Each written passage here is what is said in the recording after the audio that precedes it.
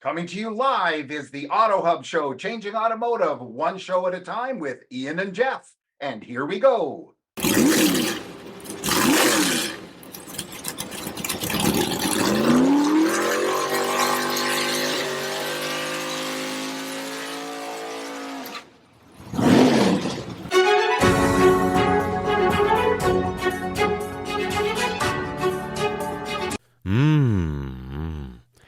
Oh la la.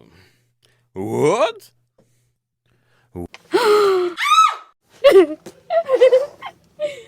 Go ahead. Hello, everybody, and welcome to the AutoHub show. Where are we on right now? We're actually on YouTube, and we're on LinkedIn, and we're in Las Vegas, Nevada, at what's it? Driving Sales Executive Summit, because I always get this confused because in a couple of days there's another D something or other. So we have two new guests. We have one old guest and one very nice guest. Today we're doing our quasi-ambush interview. If you could be so kind to introduce yourself and your connection to our show or to here. So I'm Kathy Gilbert. I am the Senior Director of our Minority Dealer Women Retail and our OEM and Partners for CDK Global. But I am also one of the founding board members of Women in Automotive. So thank you for having me. I'm impressed that you could remember all of those things. And of course, next to her, we have our good friend, Larry Feldman, president of Career Changers USA, and proud to be standing in between Kathy and Jeff.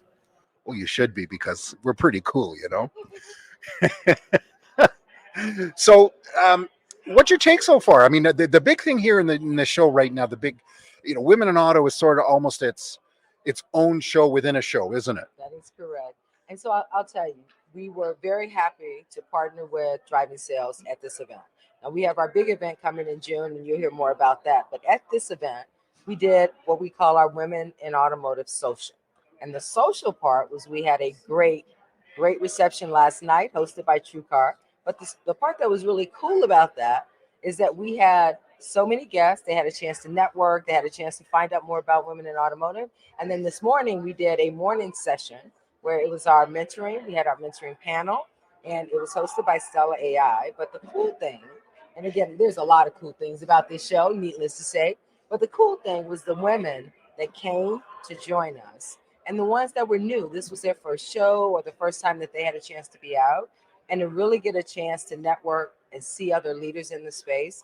I mean, it was awesome. And so, yes, it's been exciting. It was a great way to start the morning. Now, I will say that I do need a nap, but I won't tell everybody about that. And you hang out all night and you get up early morning, but it was a lot of fun and we had a great event. Well, they do have a saying, though, when they have the saying of what happens in Vegas stays in Vegas, naps probably have to stay there too, Ian.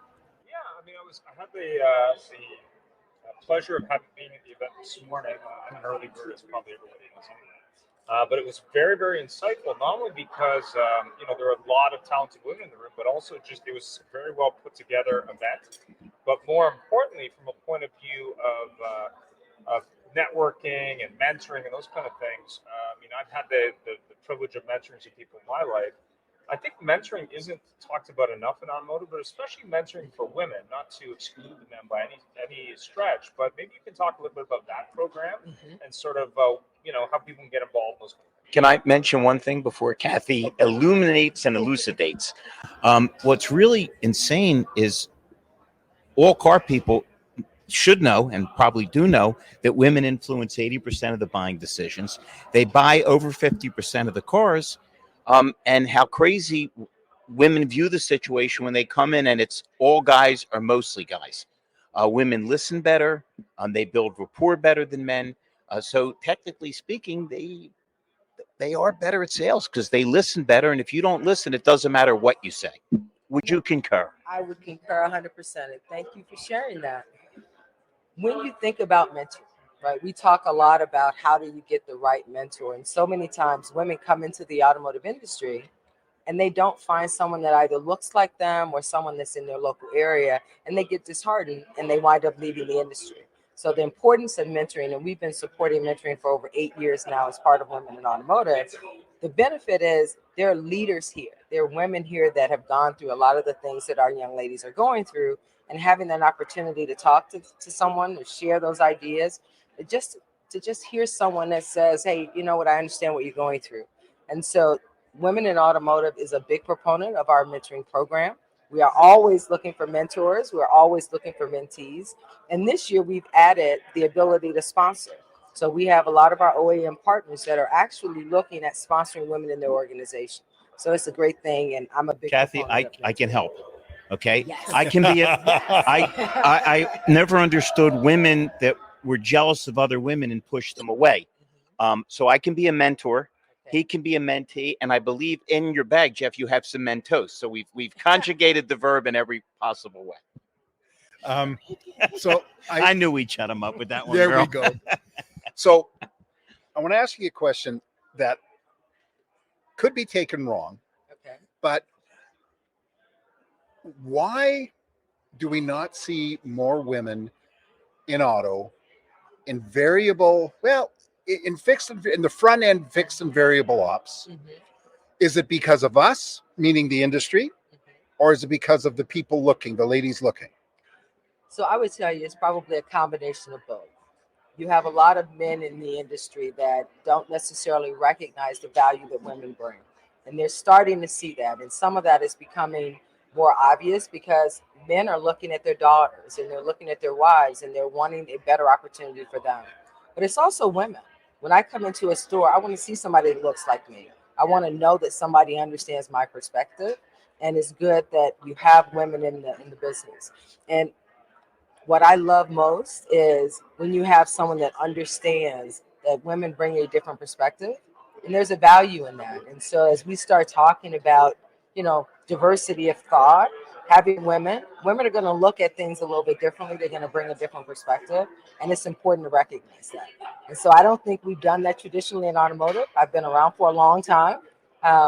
And I'm starting to see change, and change is happening because dealers are starting to look at wanting to have what's best for the women that are coming after them and the ones that are close in their circle. Don't look at me, girl. The best service writer we had, Lady, ma'am, woman, Ma'am. Ms. Gilbert. Yes, But- all of those. But the were. best service advisor we had was a woman. Yes. Again, women do not want to go into any situation and be uncomfortable or be talked down to. That's true.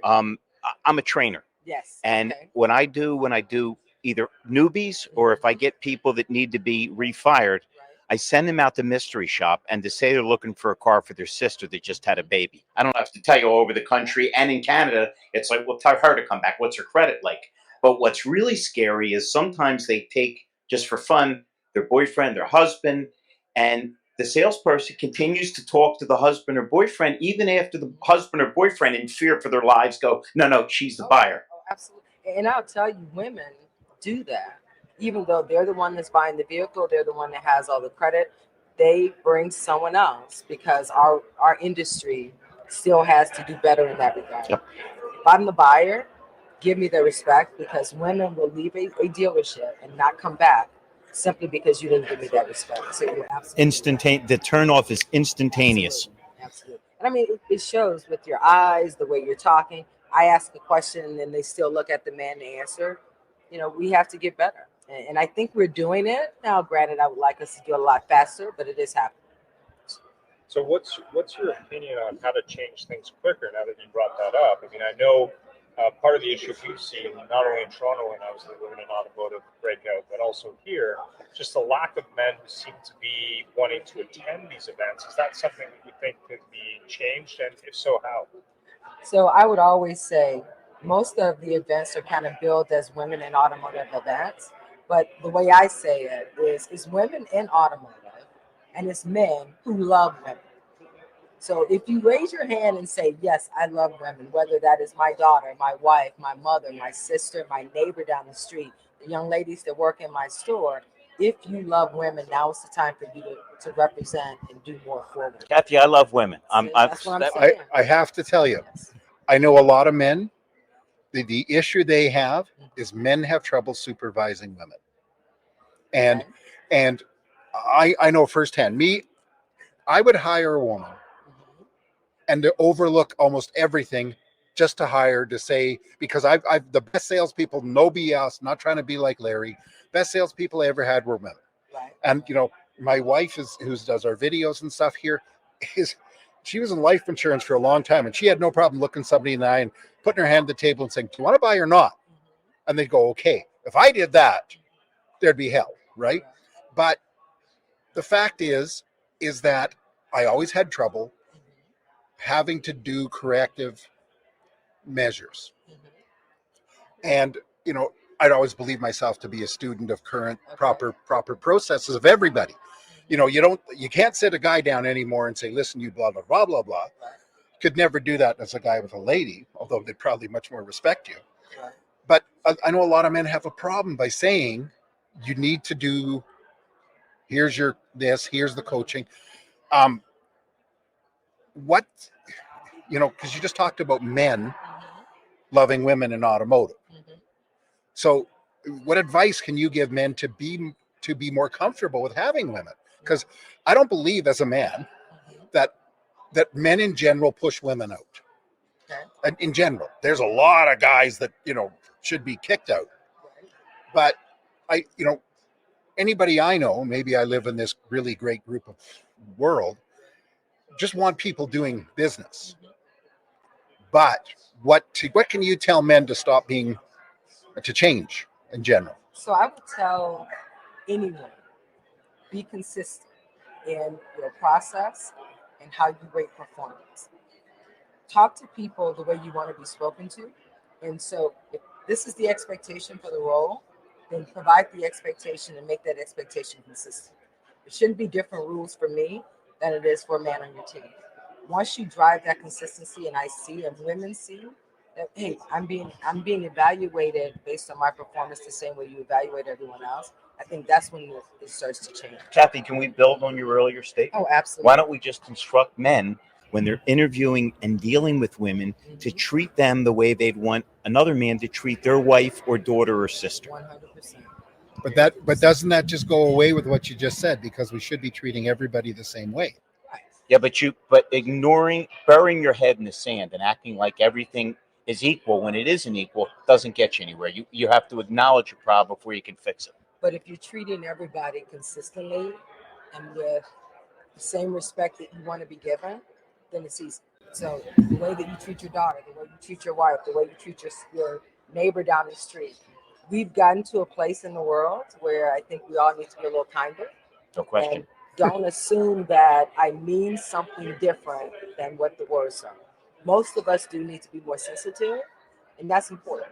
And I think we all learn that, but don't go in thinking that I'm different and you have to speak to me different. Come in thinking that More I'm sensitive, but not overly sensitive. But and the reason I said that is I got friends with sons. I got daughters. Okay. So I can't talk about this. Right. I have friends with sons, and I've seen them, and one of them's really old, like 30. And I've seen them say, they talked to you what? Like wasn't a boss or and literally having to be held back from going after somebody for talking poorly to their son. So I agree with you. We gotta park some of the stuff in this business. I mean, the days of the hey pals, we just mentioned that earlier with our friends from Fuse, has got to go to everybody, customers and everything else. But even when we're talking to people, because my honest opinion, men are way more fragile egos than women. And I've seen guys almost cry because you were a little too hard on them. Right. Well, on your next segment, you said you're going to have the peacock in here, right? With the feathers and the yeah, plumage exactly. And all that sure, stuff. no problem. We have a couple comments and an ongoing debate here through LinkedIn. First, Patrick Tinney says, if mama ain't happy, no one's going to be happy. Get your bleep together. And Patrick is our new HR guy, so this will be perfect. And if you are selling cars to a mom who's waiting, you are not selling cars, you are selling safety. And then we have a lady. That's true. Coralie Zup said, Kathy Gilbert is fabulous. Bravo. Thank you. And then she's commenting on Patrick. She said, why the heck are you calling her your mama? Oh my God. So now there's a long... I want to thank all the people that commented. It's a pleasure to not be the controversial one for a change. I have to tell you, Patrick, I'm just going to say that They got me out the line of fire, I Kathy. just said, Coralie, I was just thinking about my ex-wife. And then Coralie says, in my experience, the service men know just as little about repairs as women. I preach just explain repair and maintenance. in a way people will understand. 100% Kathy Gilbert, talk to people the same. Go ahead, Jeff. Yeah, Thank you. Thank you. I have to tell you something. You guys, thank you so much for the comments. They're amazing. I wish we could show them to everybody here, but Patrick, maybe we can get on it. Should I mention our disclaimer? Sure. At the AutoHub show, the opinions shared here are those of our guests and our people watching online, and not necessarily of us. But thanks, Pat. And now we have a comment from Patrick's mama. This is really going to get ugly. I think the fact, what I'm taking here, though, is the industry itself has to change. And the industry is made up of people. And we can, yeah, it's a bit of a cliche, but it's very true. Like, I'm sitting here today. I've never seen a conference with such a, I'm not going to say we're equal on the amount of attendees, but wow, there's a lot of ladies here. And how about a lot of strong, smart ladies? well, they're all strong and smart, man. There's no dummies. There's a bunch of dummy men here, and they're the ones that are buying. No. I'm just kidding. Because you're not here with an official capacity with your companies. They don't have to buy nothing.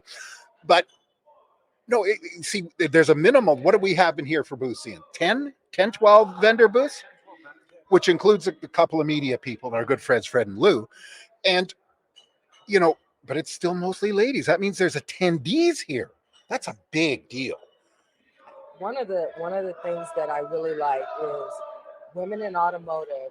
We did our social ahead. So we invited the sponsors to come out and join us. We invited the attendees to come and join us.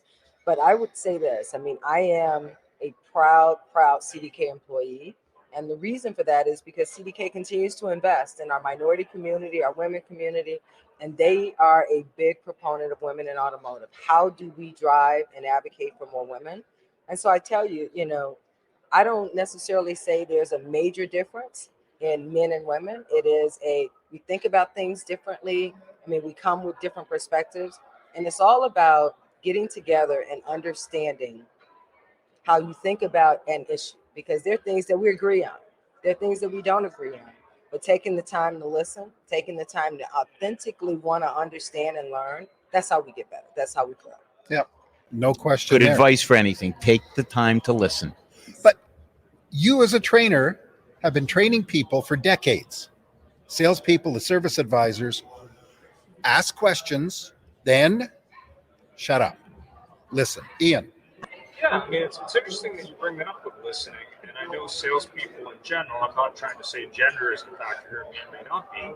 Salespeople sometimes just have one gift, and that is talk a lot and hope that if I talk more, maybe, we'll get the results. It's the oldest cliche around. Yeah. 2 ears and 1 mouth. You need to use them proportionately, because nothing is uglier than when somebody is not listening. Yeah, I want a yellow one. Well, here's the blue one. When we don't pay attention, nobody likes to feel like they're not important and they're not being listened to. I'll tell you one thing too. Women come in because they've done their homework. So women aren't going to come in and just kind of kick the tires. They know. They've gone online. They've done their research. They've talked to friends. And so when they come in, they know what they're looking for. And if you listen and really understand, or just give them a minute, they'll tell you. Now it's a matter of helping them to make the right decision. But don't assume that they're coming in and they're clueless and they haven't done their homework, because I'll tell you, women do. They do research and they write reviews. So it's important that you give them that respect, because they will then show it back, whether it's in reviews or in influence other decision makers, whether it's the husbands, whether it's the sisters, the friends, the family. Women influence the decision makers, and that's key. And I am obviously not a woman. After Bruce Jenner, it's a little hard to tell, but I do have a wife and a mother and a sister. And let me tell you something. The one thing women hate the most is when somebody's not listening to them. That drives them the craziest. Any argument? You're with me. Listening is important, yes. And thanks very much. I really appreciate everyone's thoughts. And of course, if you want to get involved in Women in Automotive, is there a website you want to talk about? So I just say reach out. So www.womeninautomotive.com. You can always reach out to me on LinkedIn, Kathy Gilbert, and I'd love to answer any questions that you have. That's Kathy with a K, right? Kathy with a K. Okay, and we're listening to you. Thank you so much for being with us. Thank you very much for having me. And I want my CDK lip gloss. Just kidding. Got it. Thank you. Bye-bye. Thanks for joining us. It was a great show, and follow us anywhere you would like on your favorite podcast, on Facebook, on LinkedIn, and of course on our YouTube, or subscribe to our own channel.